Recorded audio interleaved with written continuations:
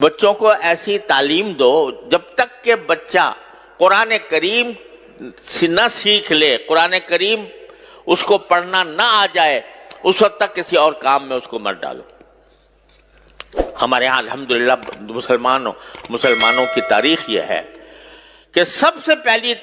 تعلیم جو بچے کو دی جاتی تھی وہ قرآن کریم کی ہوتی تھی، ناظرہ ہی صحیح، لیکن ناظرہ قرآن کریم بھی انسان کی زندگی میں انقلاب برپا کرتا ہے۔ اگر صحیح طریقے سے ناظرہ پڑھ لے نا بچہ تو اس کے دل میں ایمان کا بیج پڑ جاتا ہے، اور پھر آگے وہ ایمان کا بیج اس کو بہت سی برائیوں سے روکتا ہے۔ تو جب تک اس بات کا یقین نہ ہو جائے کہ میرا بچہ قرآن کریم پڑھنے کے قابل ہے، اس وقت تک اس کو آگے نہ بھیجو۔ اب ہمارے یہاں وزیر تک بن گئے ہیں لوگ، اور جب ان سے کہا گیا قل واللہ پڑھ لو تو قل واللہ پڑھنے نہیں آ رہا۔ تو وہ در حقیقت یہ اس لیے کہ ہم نے ہمارے ذہن سے دین کی تعلیم و تربیت کی اہمیت ہی ختم ہو گئی۔ ہمارے دل میں اس کی اہمیت ہی نہیں ہے کہ ہمارا بچہ جو ہے وہ دین کی معلومات، دین کا علم حاصل کرے۔ نہ صحیح، ٹھیک ہے، ہم نے یہ نہیں کہتے کہ آپ ہر ایک کو عالم دین بناؤ، ہر ایک کا عالم دین بننا بھی فرض نہیں ہے کہ آپ پورا درس نظامی پڑھاؤ 8 سال تک، لیکن اگر کم از کم جو انسان کے ذمہ فرض عین ہے اس کا علم تو بچے کو ہر حال میں ہونا چاہیے، اور اس کے لیے کسی ایسی درسگاہ، الحمدللہ اب ایسی درسگاہیں موجود ہیں جس میں جو دنیاوی تعلیم کہلاتی ہے وہ بھی الحمدللہ اس میں پڑھائی جاتی ہے، اور اس کے ساتھ ساتھ اس کو مسلمان بنانے کی بھی فکر ہوتی ہے، اس کو دینی معلومات بھی فراہم کی جاتی ہے۔ ایسی درسگاہوں کے اندر اس کو بھیجو۔ جب تم خود ایسے درسگاہوں میں بھیج دو گے جہاں پر الحاد اور بے دینی کا چرچا ہے،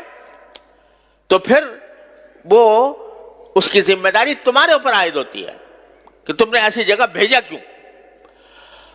اور دوسری بات یہ کہ اگر فرض کرو کہ کوئی بچہ آپ نے کسی درسگاہ میں بھیجا، کسی اسکول میں بھیجا، وہاں پر دین کی معلومات اس کو حاصل نہیں ہو رہی، دین کا علم اس کو حاصل نہیں ہو رہا، تو کم از کم اتنا تو کر لو کہ اپنے گھروں کے اندر تھوڑا سا وقت اپنے بچوں کے ساتھ ایسا نکالو جس میں کچھ دین کی معلومات بچوں کو فراہم کی جائیں۔ کم از کم سیرت طیبہ، نبی کریم صلی اللہ علیہ وسلم کی سیرت طیبہ سب مل کر گھر والے بیٹھ کر تھوڑا سا وقت نکال کر اس میں پڑھیں۔ اس سیرت طیبہ میں نبی کریم صلی اللہ علیہ وسلم کے حالات زندگی بھی ہیں، اس میں نبی کریم صلی اللہ علیہ وسلم کے اخلاق بھی ہیں، آپ کی معاشرت بھی ہے، آپ کے سکھائے ہوئے آداب بھی ہیں، وہ سارے کے سارے اکٹھے بیٹھ کر پڑھیں۔ اس میں کیا مشکل کام ہے؟ رات کو تھوڑا سا وقت سونے سے پہلے اپنے سارے بچوں کو جمع کر کے، اور اس میں خود نبی کریم صلی اللہ علیہ وسلم کی سیرت طیبہ کی کوئی کتاب پڑھ لو سب بیٹھ کے، اور اس کے اندر نبی کریم صلی اللہ علیہ وسلم کی سنتیں بھی اس میں بیان ہوں گی۔ ایک کتاب ہے اسوہ رسول اکرم صلی اللہ علیہ وسلم، میرے شیخ حضرت عارفی قدس اللہ تعالیٰ سرہ کی کتاب ہے، وہ سامنے رکھ لو، اس کو تھوڑا تھوڑا کر کے پڑھو، اور سب اس کو سنیں، اس کو سمجھے، تو کم از کم گھر کے ماحول کے اندر ایک ایسا مدرسہ قائم ہو جائے گا، اور یہ اصل مدرسہ ہے۔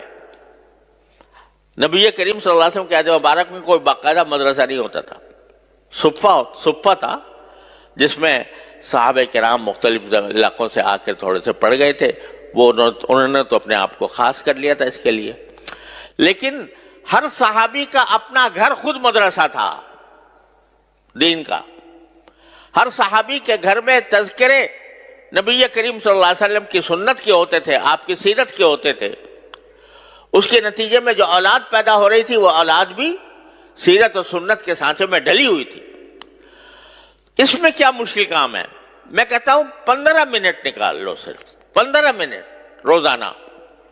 اور اس میں نبی کریم سرور عالم صلی اللہ علیہ وسلم کی سیرت طیبہ پر مشتمل کوئی کتاب پڑھی جائے، اور پڑھ کر بچوں کو اس کا اس کا علم دیا جائے سیرت طیبہ کا، اور پھر سیرت طیبہ کے ساتھ جو بنیادی ضروریات ہیں دین کی، وضو کے احکام، نماز کے احکام وغیرہ وغیرہ، اور اخلاق، آداب، کس چیز کے کیا ادب ہے، کھانے کا کیا ادب ہے، سونے کا کیا ادب ہے، بازار جانے کا کیا ادب ہے، خرید و فروخت کا کیا ادب ہے، یہ ساری باتیں رفتہ رفتہ روزانہ کر کے اگر 15 منٹ بھی روزانہ ہر انسان، ہر مسلمان نکال لے اور اپنے اولاد کی اس طرح تربیت کرنے کی فکر کرے تو انشاءاللہ